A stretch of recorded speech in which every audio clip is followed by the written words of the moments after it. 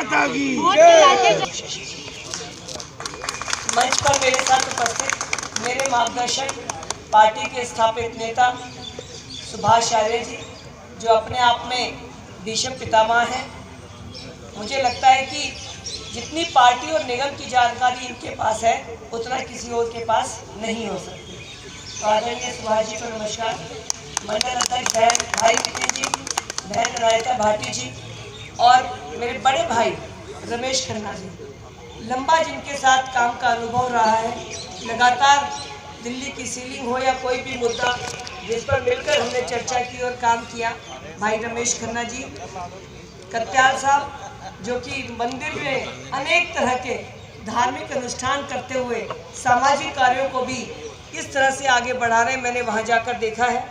मेरे भाई यहाँ पर खड़े हैं और मैं आप सबको नमस्कार करती हूँ।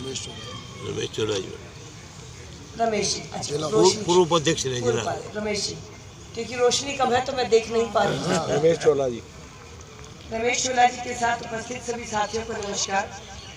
आपके बीच में परिचय बैठने के लिए आई हूँ और आशीर्वाद के लिए भी आई हूँ। मैं कमलजीत सहरावत भारतीय जनता पार्टी से लोकसभा प्रत्याशी के रूप में आपके बीच में हूँ। पूर्व में मैं दिल्ली की महापौर रही, साउथ दिल्ली म्यूनिसिपल कॉरपोरेशन की, उस नाते भी आपके क्षेत्र में काफ़ी आना हुआ।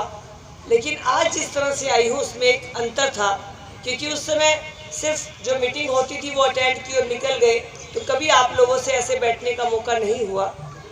मैं साउथ दिल्ली मेयर के साथ में लीडर ऑफ हाउस रही 2 बार साउथ दिल्ली में। अभी भी मैं निगम पार्षद हूँ द्वारका से, पहले भी मेरा वार्ड द्वारका था। मेरा जन्म उत्तम नगर में हुआ है, मेरे पेरेंट्स उत्तम नगर में रहते थे। उत्तम नगर में पढ़ाई के साथ मेरी पढ़ाई जनकपुरी के सरकारी स्कूलों में हुई है।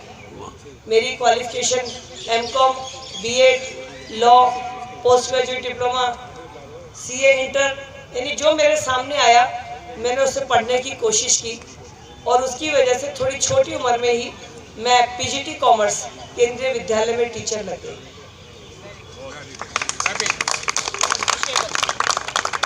पीजीटी कॉमर्स का काम अपनी टीचिंग में, तो मेरे लिए बड़े अनोखे पल थे, क्योंकि मेरी क्लास में केवी में बहुत बच्चे थे, 70 बच्चे थे और मैं उनसे हाइट में छोटी थी। वो क्वाड में आप समझ सकते हैं कि 6-6 फुट के बच्चे थे।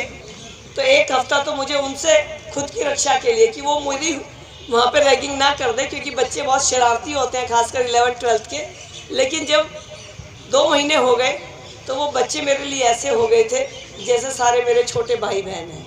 तो बहुत ही अच्छा अनुभव मेरा टीचिंग का रहा। इस बीच में मेरी शादी हुई। मेरी जिस परिवार में शादी हुई है, मेरे ससुर 7 बहन भाई हैं, जिसमें से 7 भाइयों में से 6 एयरफोर्स, नेवी और आर्मी के डिपार्टमेंट से रहे हैं।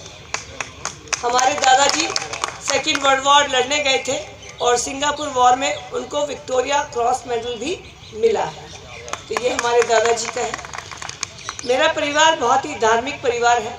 राजनीति डीएनए नहीं था, लेकिन जब उसने लिखा होता है तो आप चाहें ना चाहें वो रास्ते खुद बनते चले जाते हैं। बहुत बढ़िया। मैं पॉलिटिक्स में आई 2008 में। मैंने मटियाला विधानसभा का चुनाव लड़ा।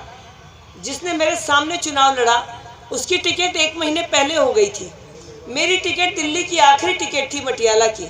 बहुत बड़ी कॉन्स्टिट्यूंसी है, आज भी वो दिल्ली की सबसे बड़ी है। 4,68,000 वोट है उसके अंदर। उस समय 2008 में भी वो बहुत बड़ी कॉन्स्टिट्यूंसी थी। करीब आप लगाइए 42 किलोमीटर तो लंबी है। चुनाव बहुत अच्छा सामने मिली, लेकिन मैं मात्र 3,000 वोटों से उस चुनाव को हार गई, मैं लूज कर गई।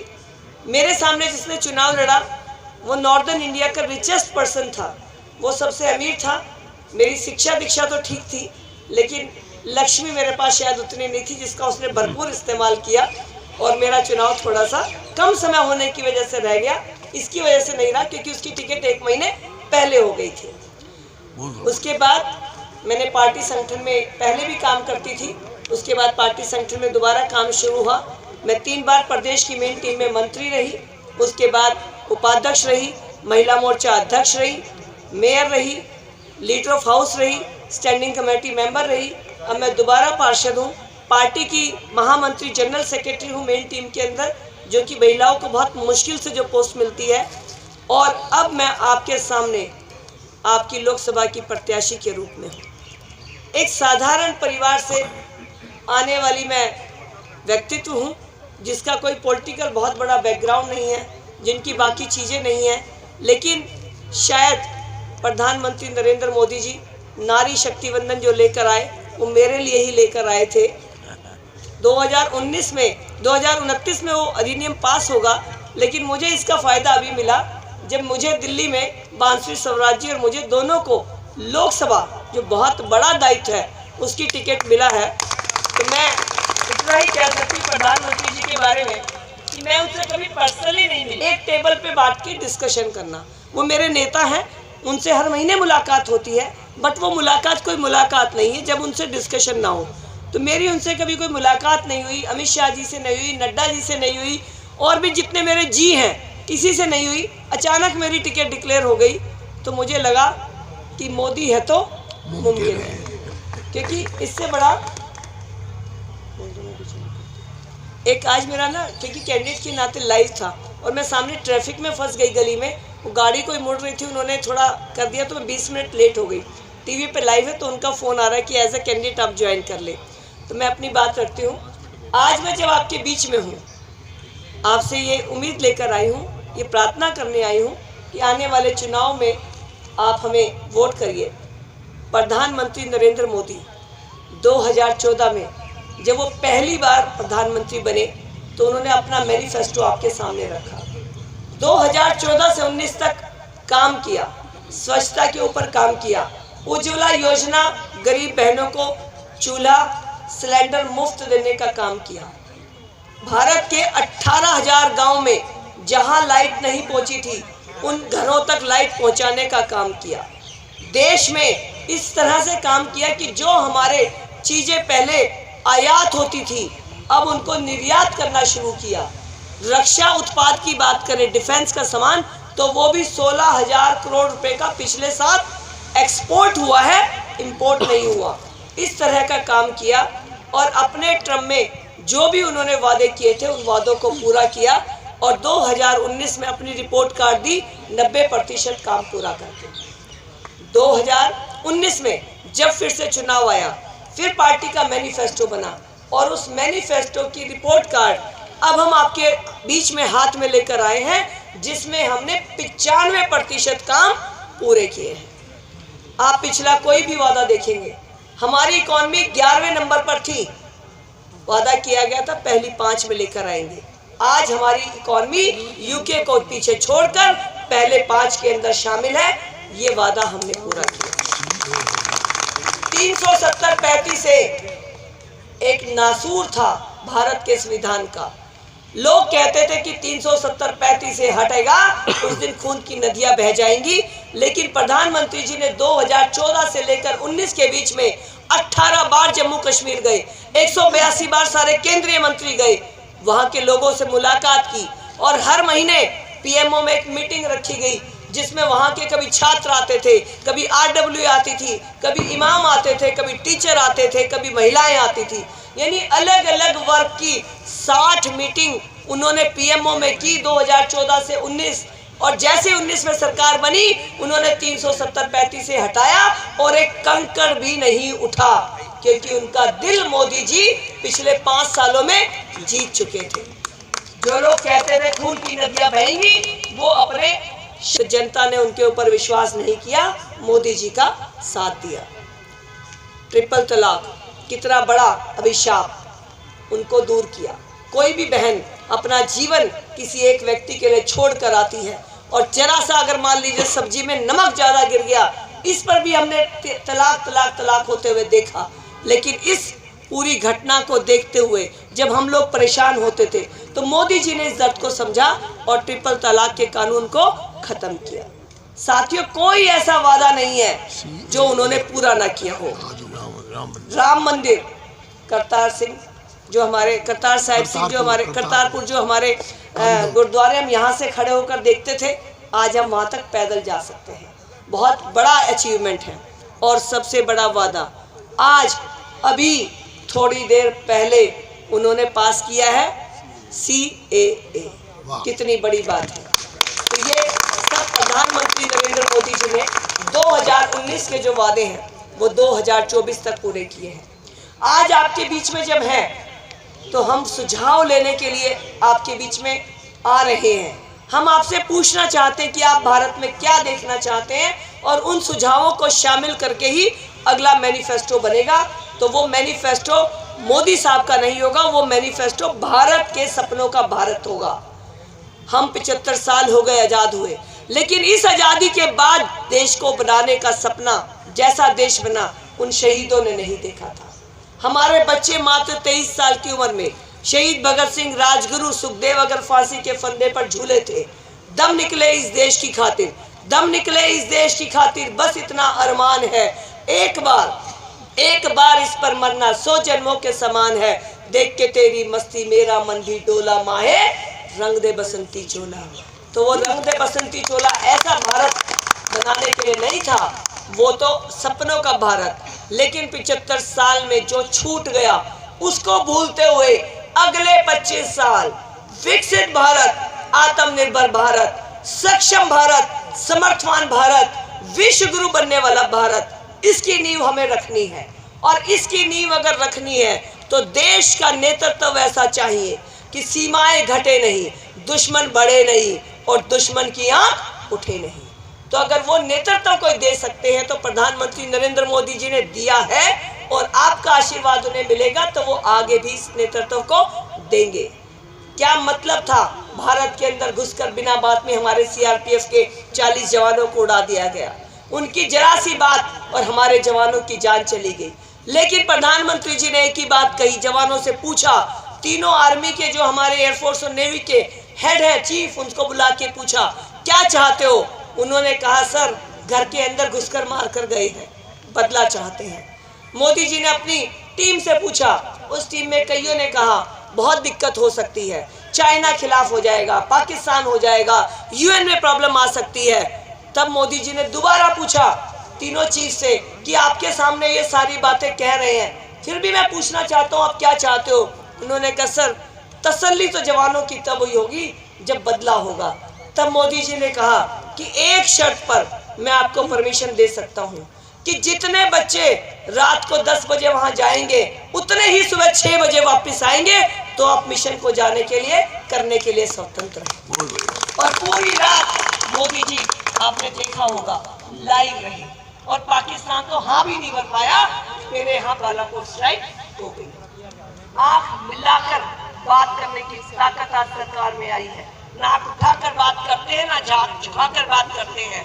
कोई भी कौन भी हो, कोई भी राष्ट्र का अध्यक्ष हो, अगर उससे बात करते हैं तो आप मिलाकर बात करते हैं। अगर मोदी जी जाते हैं, एक देश का राष्ट्रीय अध्यक्ष उनके पैर छूता है तो इसलिए पैर नहीं छूता कि उसका देश छोटा है और हम 140 करोड़ के देशवासियों का बड़ा देश है, नहीं, वो इसलिए छूता है क्योंकि कोविड के समय उसके देश के अंदर ताकत नहीं थी कि रिसर्च कर पाता, दवाई बना पाता। तब प्रधानमंत्री नरेंद्र मोदी जी ने दवाई उन 86 देशों को मुफ्त पहुंचाई थी जो नहीं बना सकते थे। ये है विश्व गुरु बनने का तरीका। हम वो हैं जिन्होंने संस्कृति के लिए दीवारों में चिन्ह पसंद किया है, हम वो हैं जब लंका जीतकर वही छोड़कर आ गए हैं। तो हमारी संस्कृति अगर विश्व गुरु बनने की है तो देश के लिए शहीद होकर, देश के लिए जान देकर और देश के लिए काम कर कर होने की है। और अब हम लोगों का दिल जीतकर विश्व गुरु बनना चाहते हैं। आज अगर बात करते हैं, दूसरी पार्टी भी हमारे सामने है, खैर किसी ना किसी को तो होना था, लेकिन कौन है जो कैंडिडेट पिछली बार कांग्रेस से लड़ रहे थे वो इस बार झाड़ू पार्टी से लड़ रहे हैं। उनसे पूछा जाए, अपनी पहले वाली भाषण सुनिए, आप किसको गालियां निकाल रहे थे। और जिस पार्टी से लड़ रहे हैं उस पार्टी का मुखिया जब सत्ता में नहीं था तो कहता था एक डायरी मिली है मुझे, इस डायरी में सारे घोटाले हैं और इस डायरी में शीला दीक्षित जी का और उनके मंत्रियों का जो नाम है ना जेल में डालूंगा और राजनीति नहीं करूंगा, समझौता नहीं करूंगा। आज उसी पार्टी के साथ समझौता करके अगर वो मैदान में है तो सोचना होगा कि उनकी विचारधारा क्या है, उनका कारण क्या है, वो ऐसा क्यों कर रहे हैं। वो सरकार जो दिल्ली में थी, कोविड हुआ, त्राहिमाम हो गया सब जगह, ऑक्सीजन नहीं थी, ऑक्सीजन के टैंकर्स नहीं थे, कोविड में हमें मास्क नहीं मिल रहे थे शुरू में, और जब हमारी कोविड की वैक्सीन की बात आई, जिन्होंने हाथ खड़े कर दिए वो दिल्ली की सरकार कोविड के समय में अपना शीश महल बना रही थी। 42 करोड़ छोटा अमाउंट नहीं है, बहुत बड़ी राशि है 42 करोड़। उस 42 करोड़ से उसने अपने घर की रेनोवेशन करी। जो कहता था मैं तो आम आदमी हूँ, 42 करोड़ के घर रेनोवेट करके रहता है। जब पूरी दुनिया कोविड को लेकर सोच रही थी कि कैसे इसका उपाय ढूंढा जाए, तब वो कमीशन खाने के लिए एक्साइज पॉलिसी बना रहे थे। 2% से कमीशन बढ़ाकर 12% कर दिया। कभी होता है क्या? आपका पहला नियम होता है एक्साइज का कि जो मैन्युफैक्चरर हैं वो रिटेलर नहीं हो सकते, लेकिन उन्होंने साउथ की कंपनियों के साथ मिलकर जो रिटेलर थे, जो होलसेलर थे, जो मैन्युफैक्चरर थे, उन्हीं को रिटेलर का लाइसेंस दे दिया और कमीशन 2% से 12%। अब कहते हैं कि हमें जेल भेज रहे हैं। अरे भाई, जो 6% तुमने कैश में वापस लेके, जो सारी स्टेट्स के अंदर चुनाव लड़ने गए चार्टर्ड हेलीकॉप्टर लेके आपने उत्तराखंड के आखिरी गांव तक बोर्ड लगा दिया, तो वो पैसा कहाँ से आया था? वही एक्साइज कंपनी ने जो घोटाला किया है, दारू बेचने वाली कंपनियों ने, उन्हीं से आपने लिया। आज आप ही के लोग सरकारी अप्रूवर बन रहे हैं। जब वो सरकारी अप्रूवर बन रहे हैं तो जो वो कह रहे हैं कोर्ट उसके ऊपर एक्शन ले रहा है, फिर कहते हैं कि दूसरे दल वाले हमारे साथ साजिश कर रहे हैं। ये वो व्यक्ति हैं जिनकी कोई विचारधारा नहीं है, और एक तरफ वो पार्टी है जिसने 1951 में 21 अक्टूबर को जनसंघ की स्थापना की थी, सिर्फ इसलिए कि देश के अंदर कभी कोई गलत हो तो वो आवाज उठाएं। कभी भी सत्ता में आने का उनका कोई इरादा नहीं था, लेकिन उस दिन सोचा था कि एक देश में 2 निशान, 2 प्रधान, 2 विधान नहीं रहेंगे। 21 अक्टूबर 1951, 1952 में जब हम चुनाव लड़े जनसंघ पर, 3 सीटें जीती। फिर उसके बाद 1984 में भारतीय जनता पार्टी 1980 में बनने के बाद 84 का चुनाव हुआ, हमने 2 सीटें जीती। हमने 3 जीती, हमने 2 जीती, आज हमने 303 जीती, लेकिन अपने लक्ष्य से विचलित नहीं हुए।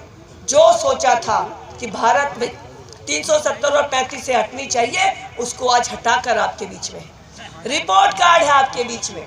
और मैं अपनी बात भी पहले आपको रख चुकी हूँ कि आपके बीच की हूँ। इसी रजौरी गार्डन की मार्केट में जब बॉम्बे सिलेक्शन खुला था तो एक छोटी सी दुकान थी, उसकी 15 बाई 20 की होगी ज़्यादा से ज़्यादा, जहाँ मैंने कपड़े खरीदे हैं। आज बॉम्बे सिलेक्शन हम देखते हैं, बाकी चीज़ें देखते हैं, तो मैं आपको सिर्फ ये बता रही हूँ कि ये मेरा क्षेत्र है। मैं इस क्षेत्र में पैदा हुई हूँ, पली बड़ी हूँ, इस क्षेत्र की समस्याओं को जानती हूँ। और एक वादा और आपके बीच में, आप मुझे ज़्यादा नहीं जानते हैं क्योंकि मेरा क्षेत्र नजफगढ़ क्षेत्र रहा है और ये वेस्ट दिल्ली है हमारी बीजेपी की दृष्टि से, लेकिन किसी से भी फ़ोन कर लीजिए मेरे वार्ड के अंदर, मेरे किसी भी जो वहाँ पे रहने वाले स्टाफ के लोग हैं, चाहे वो सफाई कर्मचारी से लेकर कमिश्नर तक हो। और सुकृति जी तो यहाँ पर बोल रही थी, जब मैं जाऊँगी तो वो मेरी रिपोर्ट कार्ड आपको दे देंगी कि अगर आप कहेंगे हमें काम है, आपका फ़ोन आएगा, तो मैं कहूँगी काम व्हाट्सअप कर दो, आने की जरूरत नहीं है। आपका काम व्हाट्सएप के ऊपर ही हो जाएगा। आपको चाय पीनी है, आपका घर है, आप रात आओ, आपको दिन आओ, आप मुझे बुलाओ, आप आओ, कहीं कोई दिक्कत नहीं। लेकिन काम के लिए आपको एक बार काम बता दिया तो दोबारा बताने की जरूरत नहीं पड़ेगी। ये मेरा आपसे वादा है। और मैं आपसे ये भी निवेदन करना चाहती हूँ कि जो समस्याएं मैंने बचपन से झेली है, अगर मुझे ऊपर वाला ये ताकत देता है तो आपकी हर समस्या के लिए मैं आपसे आगे खड़ी हूँ। आप ये विश्वास रखिएगा कि आप अपने जिस इस बेटी को, इस बहन को आशीर्वाद दे रहे हैं, तो 5 साल की नहीं, अब ये ताउम्र का संबंध है। मैंने मटियाला विधानसभा 2008 में लड़ी, लेकिन आज तक हर घर में मेरा जाना है, हर घर में मेरी पहचान है, क्योंकि कर्म भूमि को कभी छोड़ना नहीं चाहिए। तो ये आज से मेरी कर्म भूमि है। आप जो भी निर्णय लेंगे, लेकिन मेरी कर्म भूमि तो आज से ये भी हो गई है। तो आपसे निवेदन करती हूँ कि अपनी बेटी को, अपनी बहन को, अपनी साथी को वोट दीजिएगा। प्रधानमंत्री नरेंद्र मोदी जी के हाथ मजबूत कीजिएगा। और जिस तरह से मोदी जी देश के लिए 25 साल का सपना लेकर चल रहे हैं, गलती की संभावना नहीं होनी चाहिए। देश ने बहुत सहा है, अब आगे सहने की बात नहीं है। समय की अगर मेरे पास लिमिट नहीं होती तो कुछ बातें मैं जरूर शेयर करती, लेकिन अभी मेरी मजबूरी है कि मेरी सीट वहाँ पर खाली है और मेरी दूसरी पार्टी का कैंडिडेट वहाँ पर बोल रहे हैं टीवी पे, तो इसलिए मुझे ये माइक छोड़ना पड़ेगा, लेकिन जल्द ही मैं आप लोगों के बीच में दोबारा, मेरे साथी बैठे हैं, मैं दोबारा से आपके बीच में आऊंगी। आप सबको नमस्कार, जय हिंद, जय भारत। बहन कमलजीत शेरावत, बहन कमलजीत शेरावत, भाई नरेंद्र मोदी, भाई नरेंद्र मोदी, भारत माता की, भारत माता की। आप सभी भाइयों बहनों से निवेदन है कि पीछे